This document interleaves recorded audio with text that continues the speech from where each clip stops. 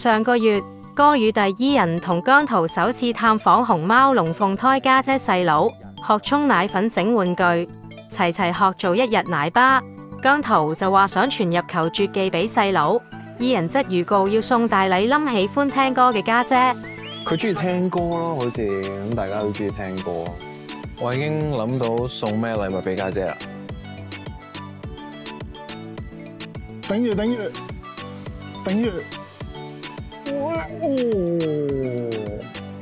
我聽到細佬好活潑嘅，所以希望可以送呢個波俾佢，跟住教佢射波。事隔1個月有新片，睇下佢哋有咩進展。好忙啊！你首新歌寫好未啊？寫俾家姐細佬做禮物嗰首歌寫緊啊！你又記熟晒佢哋啲喜好未啊？記熟咗啦！我哋接咗一個新嘅任務，多咗個新嘅身份。想知係啲咩？而家帶佢哋去睇。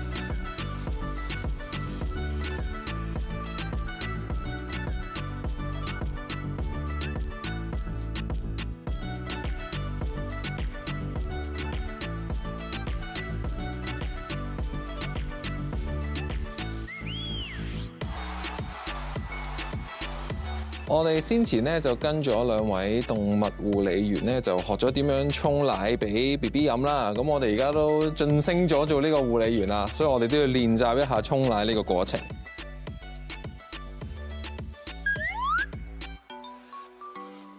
咁我記得咧，首先就係量咗呢個奶粉嘅份量先嘅。我哋做沖奶粉呢個步驟之前咧，我哋已經全面洗晒手、消晒毒，同埋戴埋口罩噶啦，所以可以放心。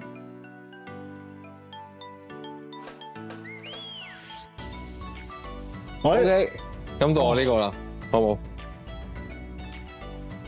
我覺得呢個係狗嘅奶粉嚟嘅，我記得係。冇錯。哦，水易控制好多。真係咩？爭啲啲，爭啲。哇，精準。停！太多啊！等佢慢慢嚟。知唔知點解要咁樣過啊 ？BB 嘅喉嚨比較窄啲，冇錯啦，所以唔可以有太多啲係啊，有粒粒嘅嘢殘留喺度。好似 OK 嘅。Oh my god！ 即係唔太熱。感唔感受到個心意啊？有冇5啊？呢度有啊，嗱。我話爭啲嗱。哇！真係啱啱好喎。好，咁我哋就完成咗俾1隻熊貓 BB 飲嘅份量啦喺呢度。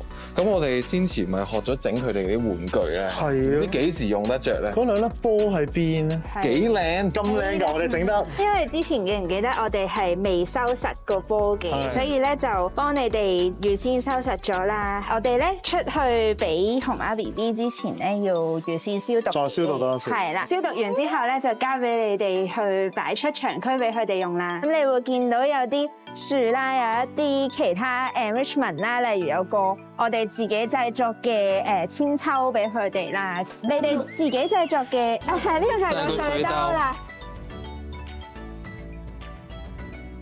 製作嗰個波波就可以放喺佢哋中意活動嘅場區咯。佢哋有個位擺玩具嘅。其實冇特定嘅，但係我哋就可以喺唔同嘅位擺喺一個地方睇佢揾唔揾到。細佬中意喺邊度啊？佢哋中意喺前面嗰個位畫。咁我將呢個擺喺前邊。好啊，好啊。好。